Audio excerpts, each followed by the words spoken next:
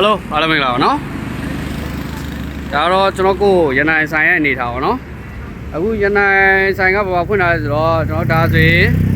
ဒါတက္ကသိုလ်ဘက်လာပါနော်မော်လမြိုင်ပေါ့နော်မော်လမြိုင်ဖွင့်လာတယ်ဒါမော်လမြိုင်ဆိုင်ပေါ့နော်ဒါဆိုရင်တက္ကသိုလ်ဘက်ကလာမှာနော်ဒါဆိုတက္ကသိုလ်ဘက်ကလာရင်ကျွန်တော်ဘယ်ဘက်ချမ်းမှာဟုတ်ဒါဆိုရင်ဒီဘက်ဆိုရင်ကျွန်တော်ဒါဘူတာဘက်ကပေါ့နော်မြင်းဒီကုန်းပေါ့မြင်းဒီကုန်းလမ်းဘူတာပေါ့နော်ဒါရထားဘူတာဘက်ကနေလာမယ်ဆိုရင်ကျွန်တော်ညာဘက်ချမ်းမှာရှိတယ်နော်ကဲအခုကတော့ဒီမှာအခုလက်ရှိနေထားကိုကျွန်တော်ပြပြီပေါ့နော်ကျွန်တော်လည်းအခုလက်ရှိဒီမှာရောက်နေဖြစ်တဲ့အတွက်နောက်တော့လက်ရှိနေထားပါနော်ကဲယုံကြည်စိတ်ချစွာနဲ့လာရောက်အားပေးနိုင်ပါတယ်နော်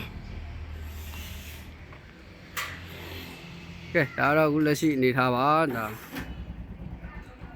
ကဲသူရဲ့ဖုန်းနံပါတ်ကိုသူရဲ့လိပ်စာကတ်ကိုကျွန်တော်တင်ထားပေးမှာဖြစ်ပါတယ်နော်